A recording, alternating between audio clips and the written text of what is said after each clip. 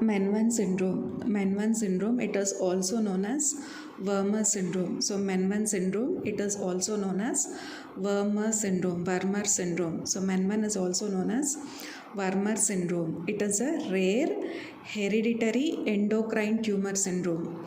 It's very rare and it is a hereditary endocrine tumor syndrome. So what are the most common tumors in this syndrome? So the most common tumors in this syndrome are, first is the anterior pituitary, parathyroid gland, anterior pituitary, parathyroid gland, and gastroenteropancreatic neuroendocrine tissues. Gastroenteropancreatic neuroendocrine tissues. Meniere's also known as Wermer syndrome. It's a rare hereditary endocrine tumor syndrome. Common tumors are anterior pituitary, parathyroid glands, and gastroenteropancreatic neuroendocrine tissues. So what are the common tumors? Pituitary, parathyroid gland, gastroenteropancreatic neuroendocrine tissues. So it is a rare endocrine tumor syndrome, high penetrance. So how is the penetrance? It is high penetrance. It is also called as Wermer syndrome. So primarily parathyroid, pituitary, and neuroendocrine. So in 90% of the patients, the most common manifestation is hyperparathyroidism. So in 90% of the patients, the most common manifestation is hyperparathyroidism. The most common manifestation of Meniere's is hyperparathyroidism. Similarly, next is pancreatic neuroendocrine tumors. So these pancreatic neuroendocrine tumors, so how much percentage of the patients? 60% of the cases. So pancreatic neuroendocrine tumors are seen in 60% of the cases. So hyperparathyroidism in how much percent of the cases? 90% of the cases. Pancreatic neuroendocrine tumors in how much percent of the cases? 60% of the cases. While pituitary adenomas occur in how many percent? 40%. Okay. So first is hyperparathyroidism, second is pancreatic neuroendocrine tumor in 60%, and third is pituitary adenomas occurring in 40% of the cases.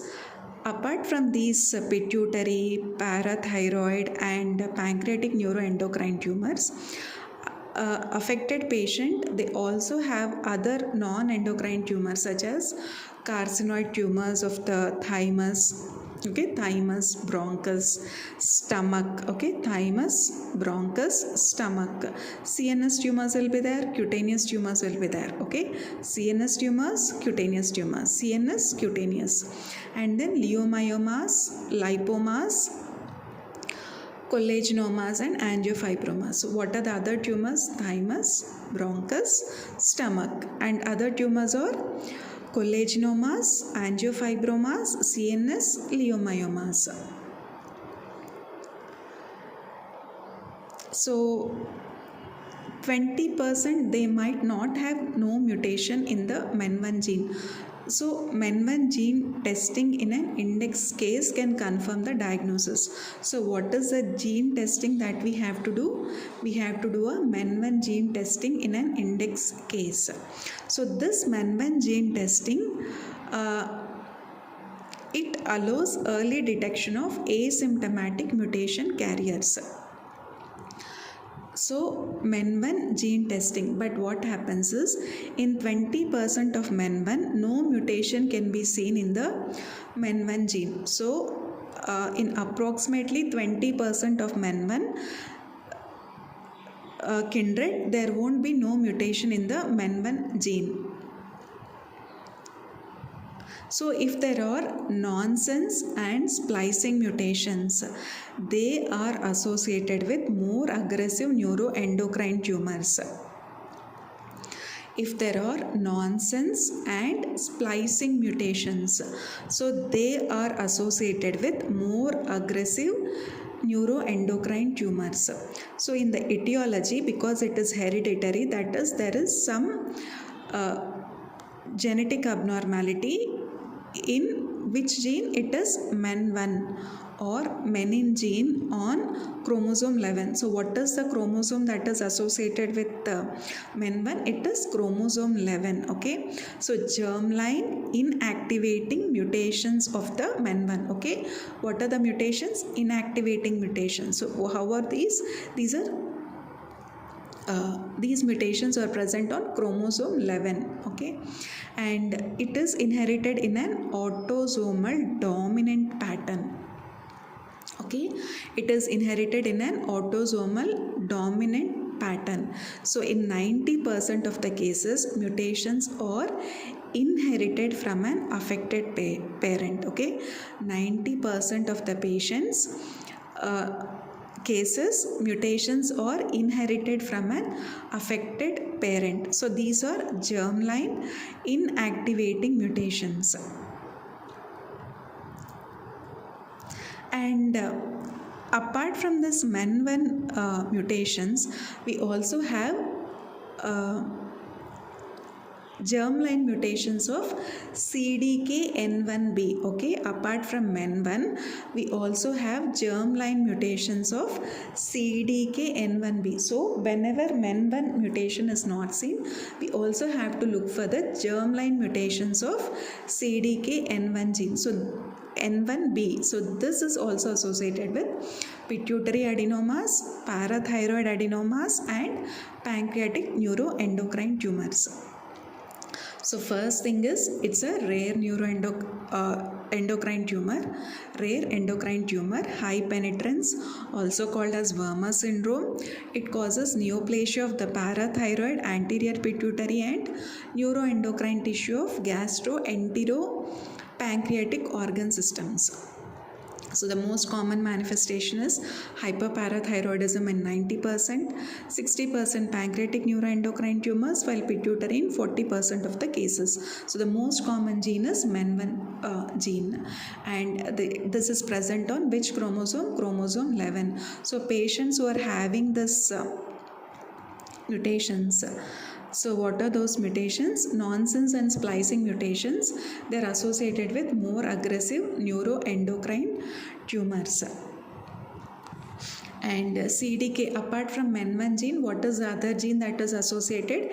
It is CDKN1B gene. Okay, so how do you diagnose? It is established if the index case has at least 2 of the primary manifestations of MEN1 syndrome, that is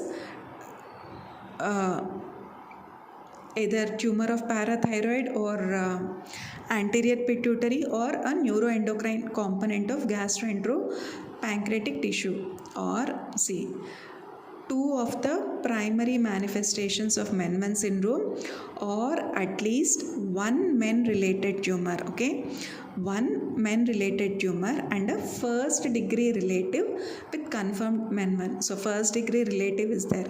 He has got confirmed or positive MEN1 gene mutation, and in the kindred, if there is only 1 MEN-related tumor, so then we can diagnose this MEN1. Or if the index case has the pathological mutation in MEN1. Okay, so the primary case has the pathological mutation in MEN1. Okay, so diagnosis is index case has 2 manifestations, or index case has 1 MEN1 related tumor. That index case is having a first degree relative with confirmed MEN1, or index case has the pathological mutation in the MEN1 gene. So MEN1 syndrome is rare. Incidence of 0.25%. Okay, it has shown to affect both males and females equally. So it affects both males and females equally, but pancreatic tumors are more common in men. and the most common being gastrinomas. Okay, so the pancreatic tumors were higher in men, most common being gastrinomas, and prevalence of pituitary tumors was slightly higher in women.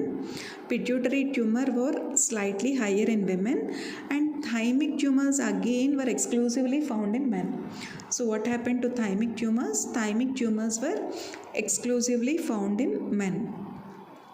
So clinical and biochemical manifestations develop in greater than 94% of the patients. So in how many percent of the patients clinical by fifth decade of life?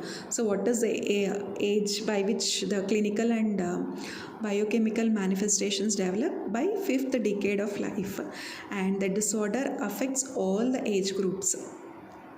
And this also has been reported in children. Even in children 5 years of age also this syndrome has been reported. And in children, what will be the first presentation? Like Cushing's disease, because even pituitary is there, no? So Cushing's disease may be the first presentation in children with MEN1. And a history and physical examination. So a comprehensive history, okay, family history we have to take, and complete physical examination, any visual field changes because pituitary tumor is there, or any mass in the neck or abdominal region. Okay, and symptoms like it differs depending on which organs are affected, and the physical examination is normal in many of these patients as the tumor size may be small. But sometimes what will happen is the tumor size might be small and physical examination might also be normal in many of these patients.